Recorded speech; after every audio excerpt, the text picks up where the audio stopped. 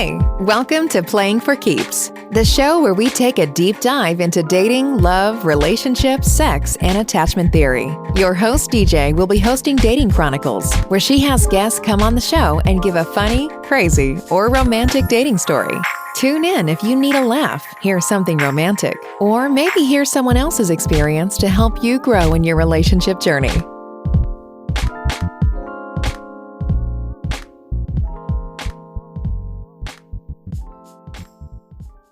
Hey everybody, it's your girl DJ with Playing for Keeps podcast, and today we have Damsel in Dating Distress. She is in the dating and relationship blogging community. She is a small and sassy madam with a big heart from London, UK. Her blogs cover a range of topics from actual dating experiences, past relationships, and sharing thoughts on the evolving world of modern dating. Readers can expect a sprinkle of humor, plenty of drama, and authentic insight.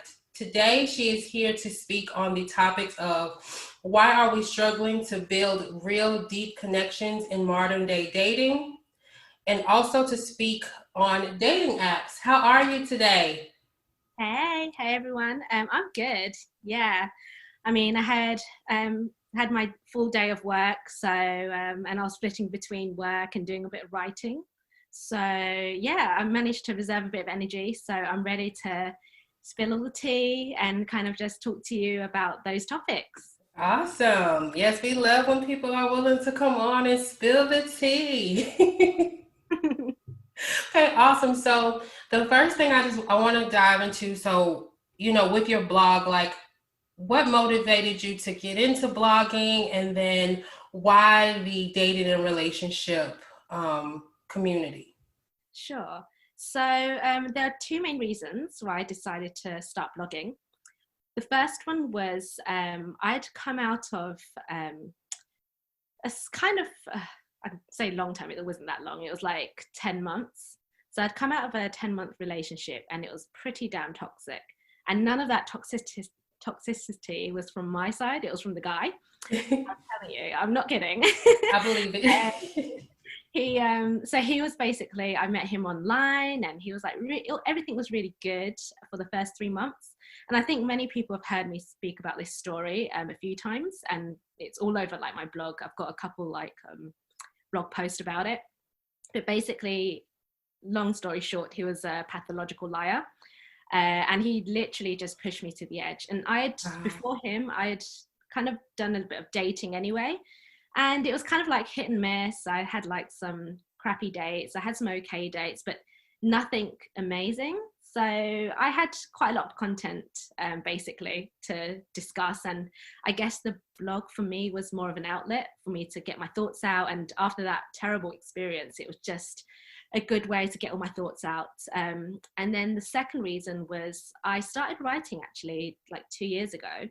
And because of work and everything and other priorities, it kind of just slipped away. So then during lockdown, kind of around March time, it was just good timing. So I thought, let me pick up a hobby to keep myself busy. And it just so happens that, I'd recently broken up with my ex at the time and lockdown had kicked in. So I was just like, well, this is a perfect time to start writing. And initially it was more of a thing where I would share with close friends and family members. But then a lot of my friends were just like, oh, this is really good content. You should definitely get it out there. I reckon you're not the only person going through these issues. So I thought, oh, why not? And then around May, I decided to push it out and go public. And since then, yeah, I've like grown a few followers, and yeah, like I've had a few like DMs and people just message me really good feedback, and yeah, it's taken off a bit. So I'm really pleased, and I'm glad my stories resonate with people.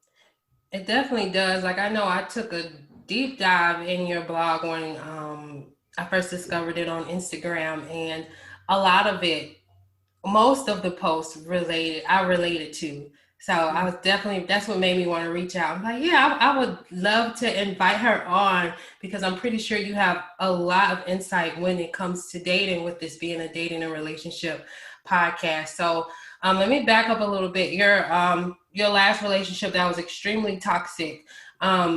what did you learn, you would say, from that relationship before we like dig like into your blog and just different things? What would you say you learned from that relationship? And did you catch any red flags in the beginning, towards the end, like when you sit and think about it, like? Oh, for sure. I mean, after the whole relationship, I kind of just, you have to laugh about it sometimes, because like the red flags, as you mentioned, they were glaring in my face. Because when we first got together, it was very kind of, it was like a whirlwind romance. So it happened very quickly.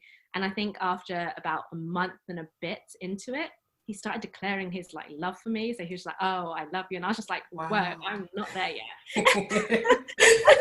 I was like, "But that's lovely," and I'd never experienced that kind of like fast movement. So I just thought, okay, maybe this guy's just very different and he falls in love very quickly. I don't know, but that was just a glaring red flag, right? But Okay. obviously, I did better. And then it was just these lies. So obviously the first big lie was that he denied his child. So at the beginning, yeah, I know. So basically, he was always kind of saying that he spent a lot of time with his sisters, and then he was really close with his nephews and nieces, and he'd spend like the weekends sometimes visiting them. Mm-hmm. But in the end, it turned out his nephew was his son. Oh, wow. Yeah. So I had found out through a certain way. Basically, there's like public records of like people, and I had to just do a bit of detective work. And I really didn't want to go down that route, but I just felt like I had to, because when you get a gut feeling and intuition kicks in, you just need to follow it. Yeah. And that's one thing I learned, by the way. Just follow your gut intuition. It never fails you. But yeah, so basically I called him out on this massive lie, and he denied it. He denied it to my face. And I was just, yeah, so that was obviously the other huge red flag. But I forgave him, because the problem with me, well, not a problem, but I always try and give people the benefit of the doubt. I have a lot of empathy for people. So I thought, maybe this guy's just like made a massive, huge mistake and he's scared, or, just making up excuses for him. And then, yeah. And so I guess to your point, to your question is, what did I learn? Don't ignore red flags, especially when they're flashing in front of your face. Just be very cautious if someone is declaring their love for you very early on. And yeah, just liars. Got you. People that will lie about big things, that's already a massive sign there that you should just not trust them, like, at all. Like, I couldn't trust him as far as I could throw him, looking back. Wow. Because it wasn't even just that lie, it was like one after the other. It was like big lie, small lie, big lie, another few small lies, and it was ridiculous. And I looked back and I was just like, wow, what is wrong with me? No, I think, like you said, you're very empathetic. And I know I have a friend who, her particular situation, she's marrying this guy actually, but not that he lied, but his daughter lives in another state. So, and he never said anything about having a child. Like, I think it just popped up out of nowhere. And it was a blow for my friend, because she'd been dating him for like 6 months. Yeah.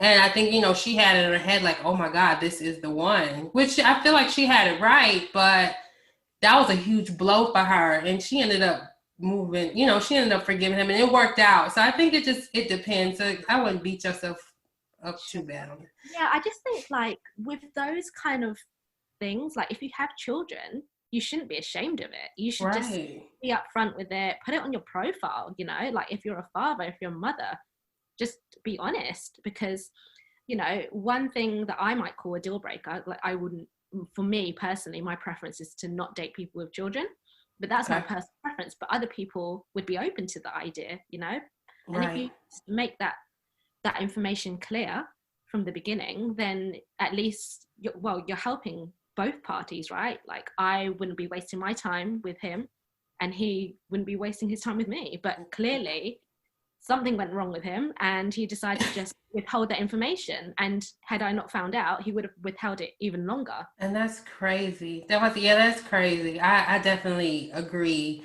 I agree with that. I know in that particular situation with my friend, it worked out. Let me ask you another question. I have another friend who is a serial dating app user, okay? And what she does when she gets to know a guy, she's Googling him, she's Googling exes, she's Googling all of that. So I know you said you did a little bit of research. Like, do you agree with that? Like me, I'm in the middle, like considering what happened to me in my own dating experience. I'm like, maybe I should do a little bit of research, but I know I was so against it before because I just feel like you're going to put prejudgment on somebody beforehand. Like you're looking at exes, she's not just looking for background, she's looking for like, where do you stand on that? Like the family tree and everything, right? Like where do you stand on that? Like so I mean, when I was much younger, probably after like my first 2 relationships, I was pretty like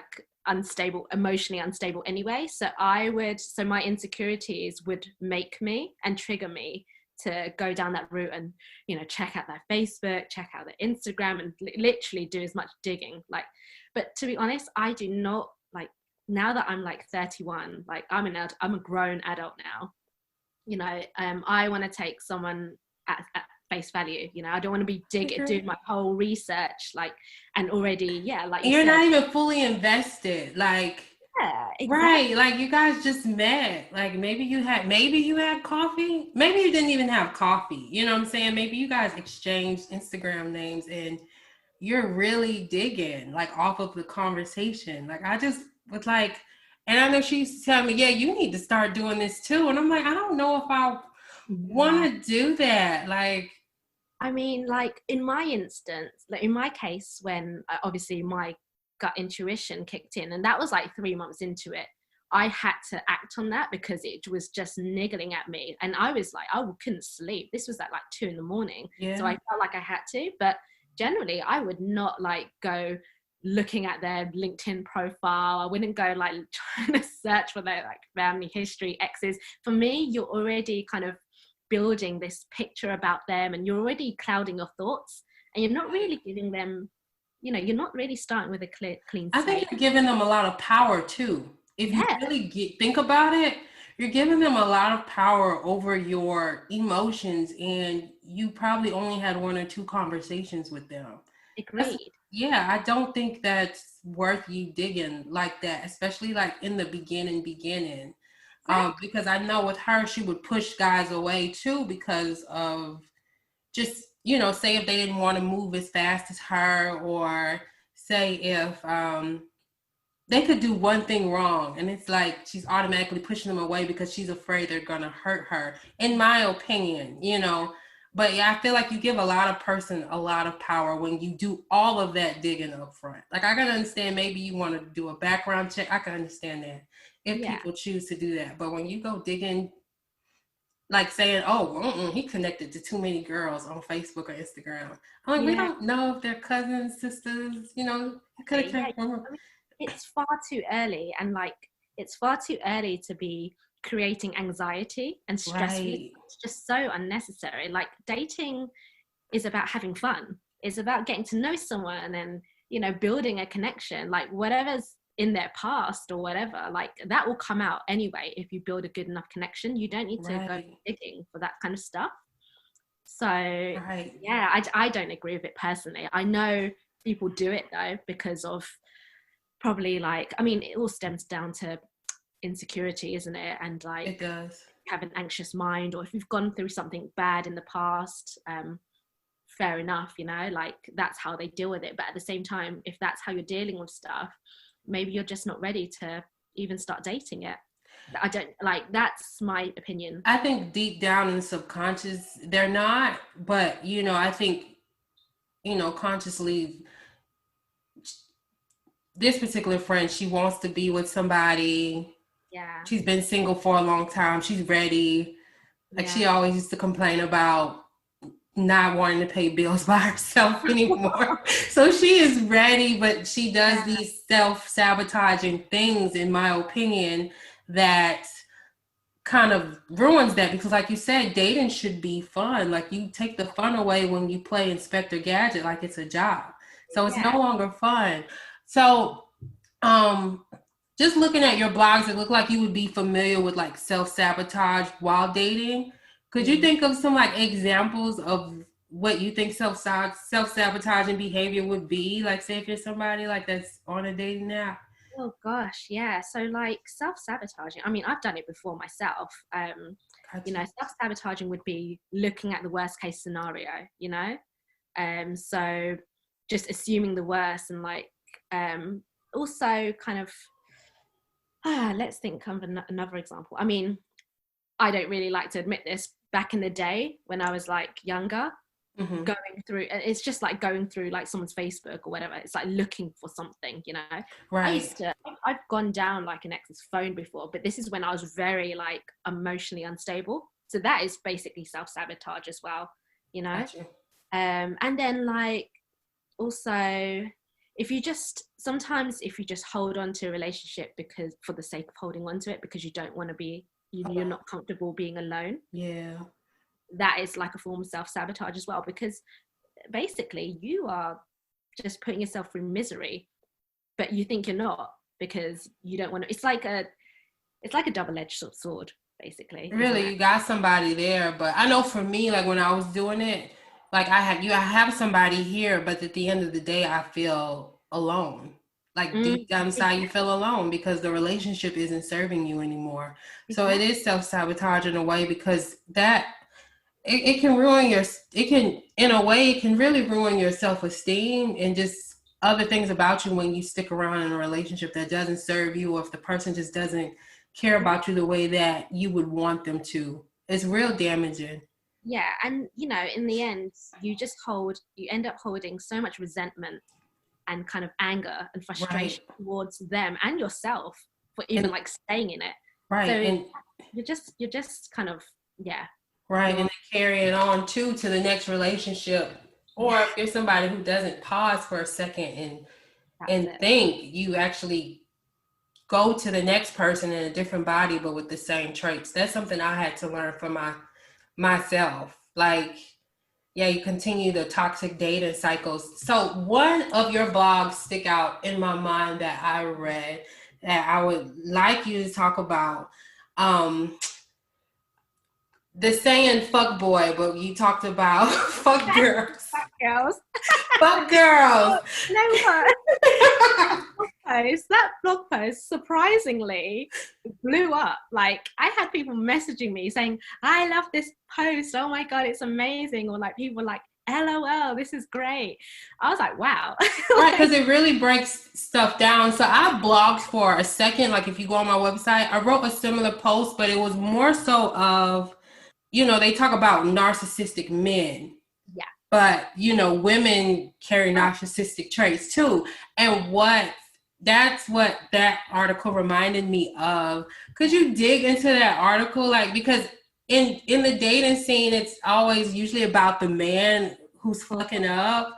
Yeah. Like, but I think we all on both sides, we have our own. So could you just go into detail about that blog? Because that blog post was really good. Of course, yeah. So I do believe there are like fuck girls out there.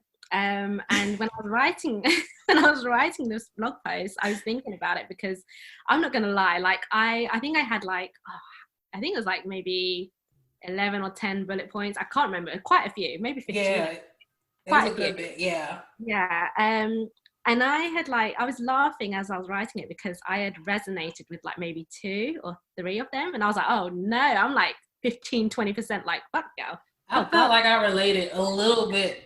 Some of the other bullet points resonated with me too. And I'm like, damn, I really need to look at Yeah.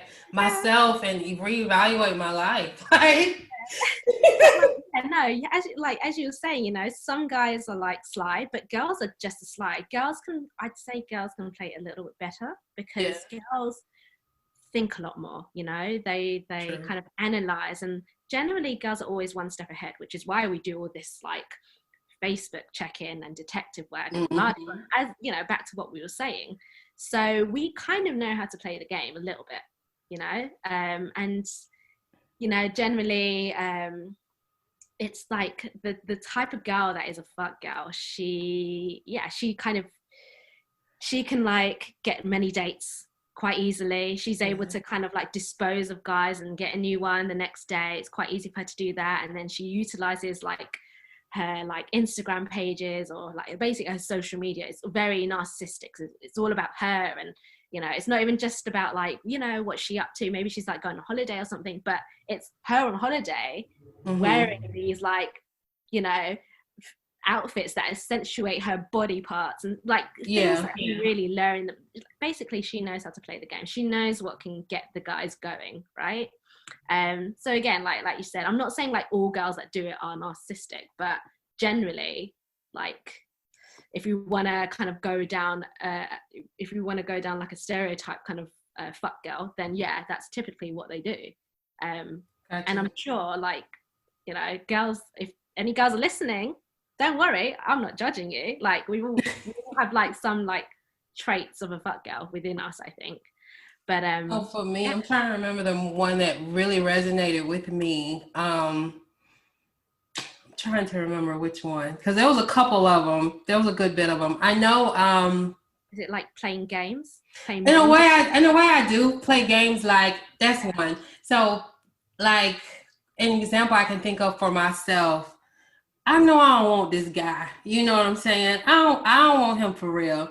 But just for a second, just to feel like, just to feel good. I'll hit him up on some, I care about you, just to hear the same response or something like that. I've done stuff like that in the past. Like, and I think that could be real narky. Not saying that, because I think we all, in a way, not everybody, but I think some people that they even call narcissistic, they might not be a narc, but they carry narcissistic traits. And I think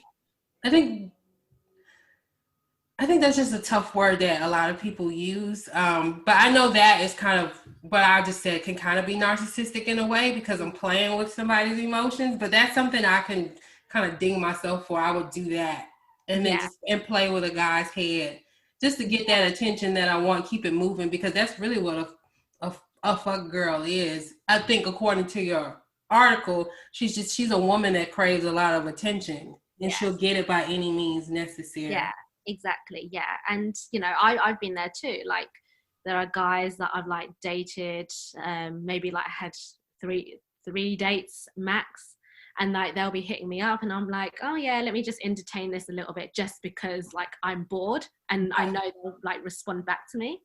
And that's like, I shouldn't be entertaining that, because obviously if they are really genuinely interested, then I'm giving them false hope. But for me, it's just like, haha, this is like, all a bit of fun. Oh yeah, I know that if I text back, he'll text back me back too. So it's just, it's not very nice. It's a horrible thing to do. Yeah. And I try. I don't do that anymore, because to be honest, I'm kind of at a stage now where I'm just like, I cannot be bothered to entertain anyone right now. I'm like on a dating hiatus. Like I just don't have the energy.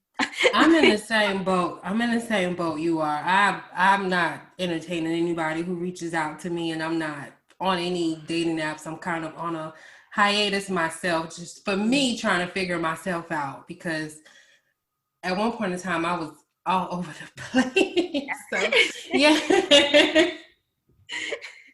So as far as, so I know you do a lot of research and stuff with dating and dating apps. As far as, I remember when we were talking before, you talked about the statistics to people reading the profiles. Do people even read profiles, you would say, on dating apps? So as far as I'm aware, like I don't know how the statistics in terms of how many people read profiles. I know that it's quite a high percentage of people lying on profiles. I think that percentage is like somewhere between 75 or 85%. I can't remember what the actual statistic is, but it's pretty damn high. And that's like quite a depressing thought, just like everyone lying, almost everyone. But I think like, in terms of like Tinder, I think it's like they ask you with these profiles, they ask you for the bare minimum anyway. So like most people don't really put that much detail in, or so you get like either people that put too much detail in and like literally like write their whole diatribe about their life and everything. I'm just like, oh no, I'm like the first sentence I'm already lost. No, I'm swipe left. And then you get people that just don't write anything, or you get people that just write really like cheesy or like those cliches, you know, message me if you want to find out more, or I need like to find my partner in crime or some crap like that, and I'm just like, no. So I don't know. I mean, personally, I do read them. I think women are more likely to read them than men, but this is just my guess. And I think it is you know, we're more about the detail. We're much more detail orientated, aren't we? I think so. Genetics. Or that, or you've been through some stuff, because I'm not gonna lie, I look through the pictures and it's like, okay, is he fine or is he not? Like, I didn't even read the profile until my friend brought it to my attention. Like, so what does he do? I'm like, I don't know. Here's his picture. You know what I'm saying? You don't read the profile. At first, I did not. So when I first started dating apps, because that was a part of my problem too. Like, going into dating, like, I always wanted the guy that looked good. And this stems from childhood. Like, I always wanted the guy that looked good. And when I got a little bit older into my teenage years, I started getting them. And it's just like, okay, this is all I'm concerned about. So I got on the dating apps, and that's all I looked for. Like, you know, so my friend, really, the one who does the investigating, like, she did get me, like, okay, Dominique, like, okay, I get he fine, but I need you to read his I need you to look at his profile. So that's when I started really reading the profile and getting serious about, okay, when, you know, now that when I do start back, that's something. But even when I did for a little bit, that I started really paying attention to the profiles. What does he put on there? Does he show his personality at least a little bit? Trying to detect through some of the lies. Do you have any advice for that? Like, at a first glance, like, at all, or no? About whether I can detect lies? Absolutely not. Like, to be honest, I think you need to have, I think this is why, like, dating apps, like the ones where you swipe through, they're very hard to decide whether someone's lying or not. And that's why I think, like, trying to get in the first date is very important, because you want to just build that. And the first date doesn't need to be anything like fancy or anything. It could just be a very casual. And because you want to get a gist of their personality, you want to see that come through a little bit. Because I think dating apps, if you're like ping-ponging messages day in, day out for like X amount of time, it's going to be hard to, like, you might like get along with them through messaging, but you don't really know what they're about until you actually see them at face value and see them physically. Even if it's over a video call, you know, you can get their basic expressions, the tone, like, all of that stuff. So yeah, I can't give any advice for detecting stuff up front without looking like. Yeah, but I do have like certain things that will make me swipe left rather than right. So things like no profile at all. I'm just like, nah, sorry. Like, you haven't even made the bare minimum effort. So why should I even bother? Pictures that are, well, guys that use one picture, I just find that a little bit suspicious. It's just like, where's the rest of you? Like, whose picture are you stealing here? Or blurry pictures, like where you can't see like them properly, or like guys that wear sunglasses in every single picture. I'm like, what's going on? Right. What you hiding? Your eyes. I want to look at your eyes.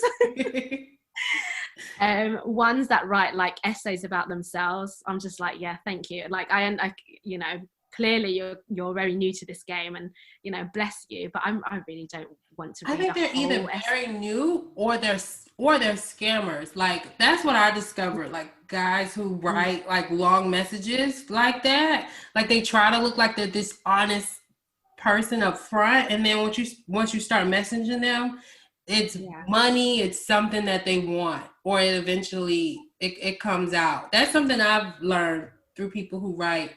They want something. That's what I learned. Probably not every case, because I think for some it is like they're new to the dating experience, because I know I was talking to this other guy on my podcast, and he said when he was new to dating on dating apps, that's what he used to do, write long essays, and like you, the woman would get turned off like, no, there's something wrong with you.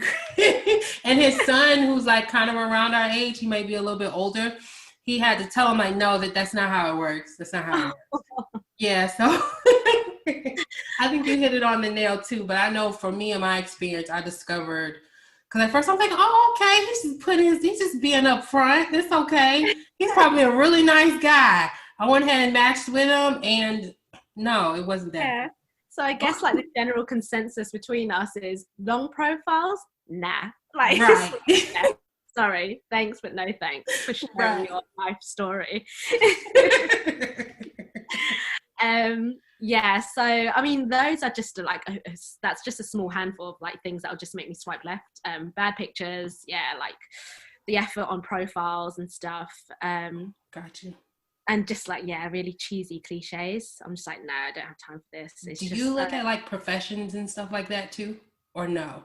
Oh, actually, so I generally look at, yeah, I do. So I look through everything actually, because I'm a bitch. I don't do like the Facebook stalking. So like your profile is everything that I can use to like, you know, draw up a picture about this guy. But yeah, no, I do look at age, and I do look at profession as well. I mean, profession is like, like my preference is obviously to have someone who has got his shit together. Honest, right. I get slightly put off, and I don't know if I'm just being judgmental here, but when someone just puts something like entrepreneur, I'm like what entrepreneur, like, and like no like kind of reference to their business. It's just entrepreneur or self-employed. I'm like, are you just a bum? You're just a bum. Like, you can't help but to ask that, because you could be working on something and you haven't made anything yet. Yeah. So exactly. Gotcha. But yeah, no, maybe I'm just being judgmental, but like it does make me question. I'm like, yeah. My friend is the same way. So I said, I've gotten better. Like I know when, like I said, that short stint of time when I got back on, I got better. Like I really started paying attention to the profile. I always looked at the age, but like I said before, the picture was everything. Like if he ain't look good, that was automatically swipe left. But if everything else was good, it's like, all right, let me swipe right and see what's up. So yeah, now I pay attention to that stuff. Yeah, I mean, age is like, I definitely look at age, but then again, like my ex lied about his age, so I'm just like, well, as long as it's kind of around like my kind of age, like, you know, because for me, my kind of the oldest I would date is probably, I don't know, maybe like 8 years, I think, probably not 10, because I just kind of, because I mean, generally, guys, their maturity levels, they're not quite on the same level as ours, right? So I don't mind dating a guy that's like 8 years older, because at least their maturity levels are probably at the same kind of aligned with mine. But I mean, people lie about their age. So I'm just like, well, you know, if I find out you're like 50, then bye. Oh. Eventually. But no. My ex was like, said he was like 32, but he was actually 36, and it just didn't make sense because it was such a small age difference. So I'm just like, why did you lie about that? Yeah. Liar. Don't do it. Don't do it. Wow. Okay. So another blog that I read that I really liked, and it even gave me some ideas for my own business. Like you talked about speed dating. Could you give the audience your experience on this speed dating and what you thought about it compared to actual dating apps? Sure, yeah. So the speed dating that I attended was virtual speed dating. So it wasn't actually like in physical form. And I had been pushed into it.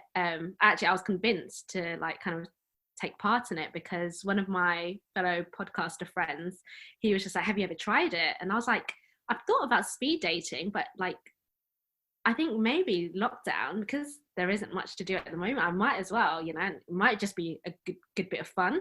And I've always wanted to try it. So yeah, I mean, I enjoyed it a lot more than I anticipated, to be honest. I attended a Friday night event, and I think it was supposed to I expected it to last for like an hour. It lasted for a whole 2.5 hours. Wow. And within like 2.5 hours, I'd spoken to 19 guys in like one night. I mean, by the end, I was like losing my voice. I was like, and no, it was really fun though. Like, so you have to I try and steer away from like your typical questions, like, oh, how was your day? What do you do for your job? Like, I find those questions a little bit tedious. So I had like my own icebreakers, like 6 icebreakers, and it was kind of like out of the box questions, just like really random ones to make it more fun. But yeah, no, it was a good way to like meet people very quickly and efficiently, because like I said, because it was a video call and it was a video date, you like get the gestures, you get their tone of voice, you kind of like see them for like their like appearance, and you can actually see what they look like. And yeah, like, and you're kind of like in an environment when you're just forced to like make good conversation, because you have 4 minutes and you might as well utilize those 4 minutes as well as you can. So yeah, no, it was really good fun. And I think generally everyone that's on speed dating, I think they're quite genuine people anyway. Like, everyone was really funny. Like, I mean, there was like a couple of like kind of introverted people, but that's fine. Like, I mean, you get like 4 minutes, so I can't judge them properly. But yeah, everyone was very friendly. Everyone was very down to earth and quite open.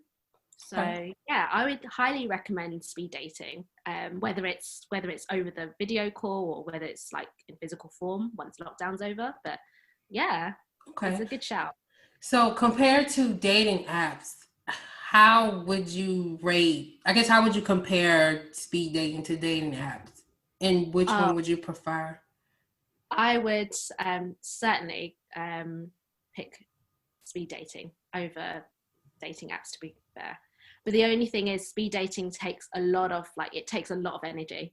So you have to like really have the energy, and you have to kind of you just have to, I think, just enjoy it, because it's quite fun. I mean, like, there's no pressure, to like meeting the one or anything, unless you want to see it that way.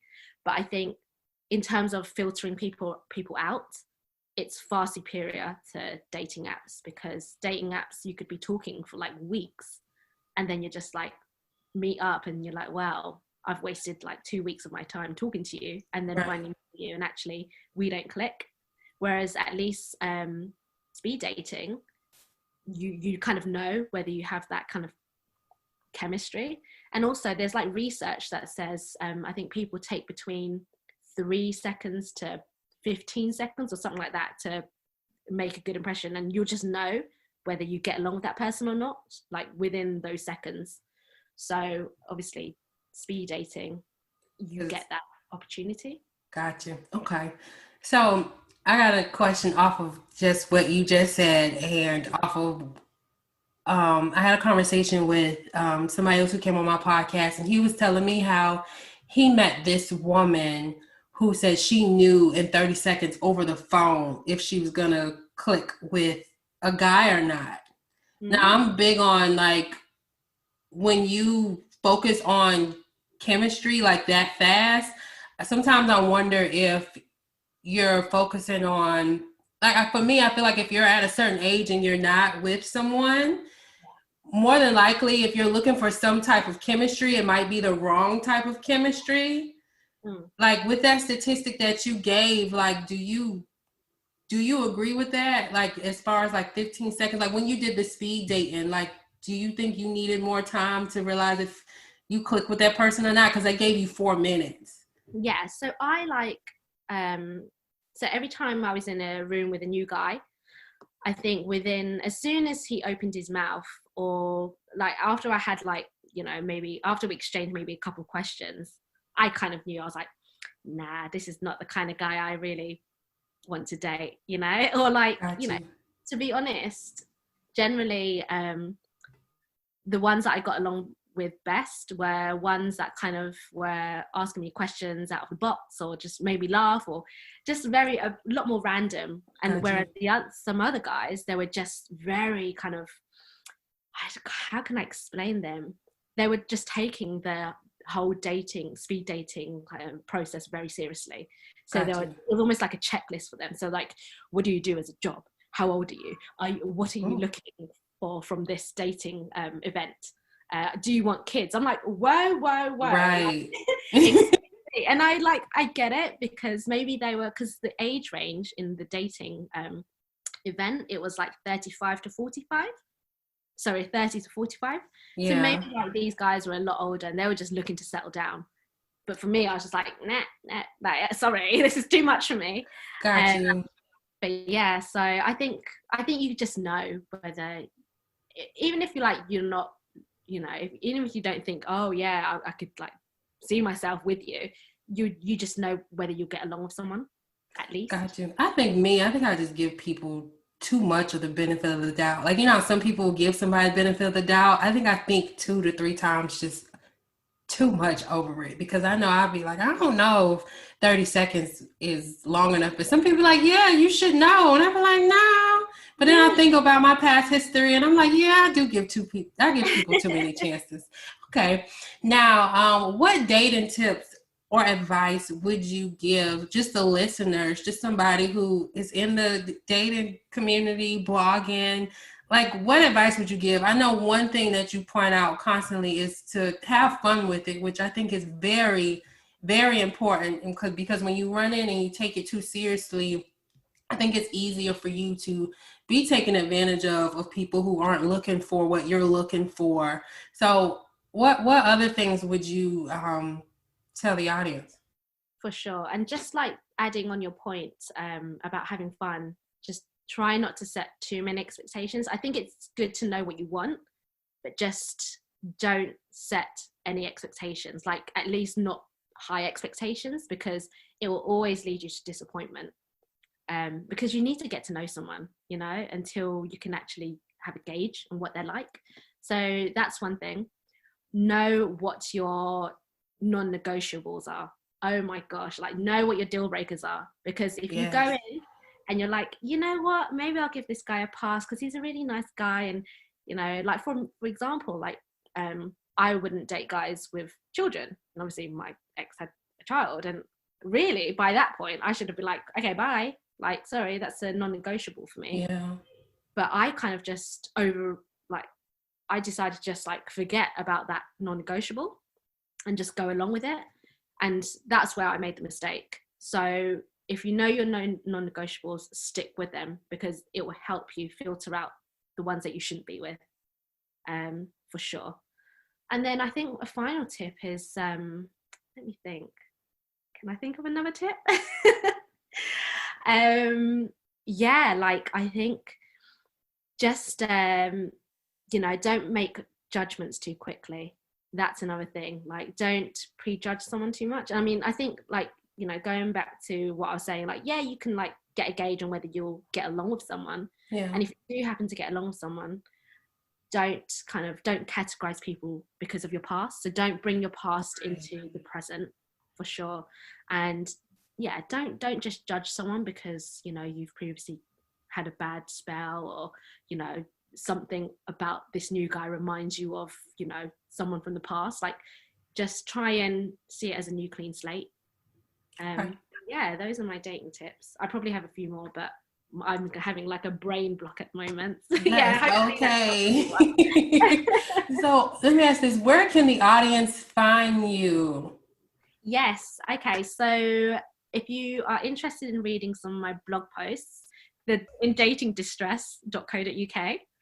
I'm also on Instagram, and my handle is at the Damsel in Dating Distress, and that's my handle. And I mean, I have like Facebook and Twitter as well, but they're not as kind of like active as my Instagram.